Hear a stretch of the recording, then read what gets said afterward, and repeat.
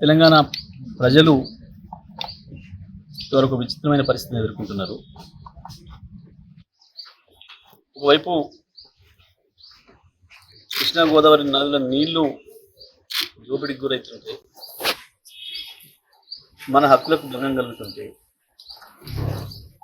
మళ్ళీ తెలంగాణ అసలు పాత పద్ధతుల్లో సమైక్య ఆంధ్రప్రదేశ్ దోపిడికి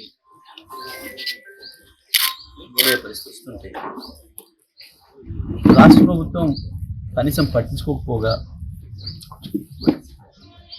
చెప్పిన వాళ్ళ మీద ఎదురుదాడి చేసే పరిస్థితి. ఏం జరిగింది? మొట్టమొదట కృష్ణా జలాల పైన,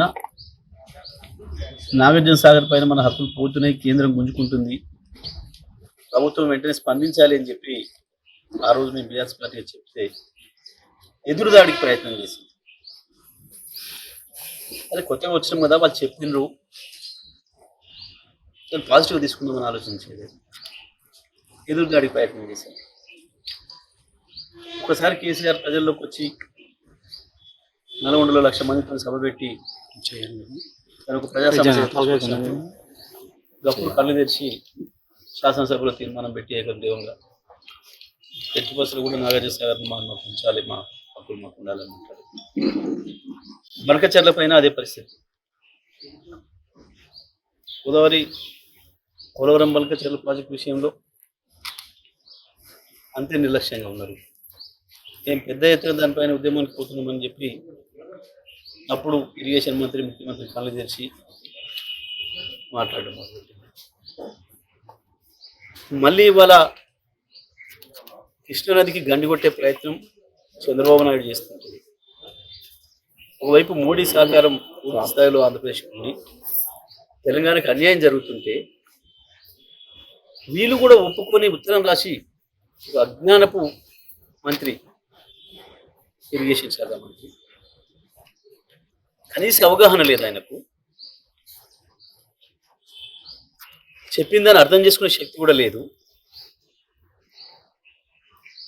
తెలివి తక్కువ పనిచేసిండ్రు.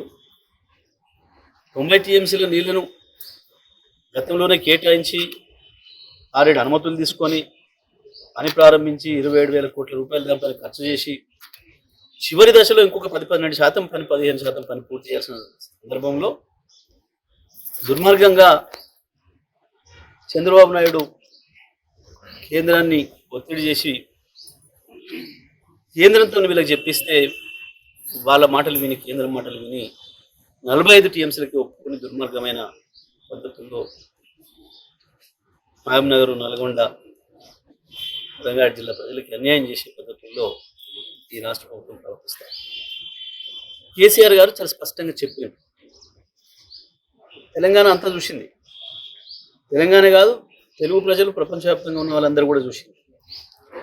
కేసీఆర్ గారు ఎంత పద్ధతిగా 1:20 నిమిషాలు ఓపికగా విషయాన్ని అంతా ఎట్లా వివరించిండ్రో, ఏం జరుగుతుందో చెప్పింది. ఒక విమర్శనం చేయలే, కాంగ్రెస్ పార్టీని విమర్శ చేయలే. ప్రభుత్వం స్పందించాలి, ఒకవైపు చంద్రబాబు నాయుడు, ఇంకొక వైపు మోడీ ఇద్దరు కలిసి ద్రోహం చేస్తున్నారు, మన హక్కుల్ని కొల్లగొట్టే ప్రయత్నం చేస్తున్నారు, ఈ రాష్ట్ర ప్రభుత్వం కళ్ళు తెరవాలి, లేదంటే మేము ప్రజా ఉద్యమం తీసుకొస్తామని చెప్పి ప్రతిపక్షంగా మా బాధ్యత, తెలంగాణ తెచ్చిన వాళ్ళుగా మా బాధ్యత. ఇది మౌనంగా కూర్చోలేం కదా.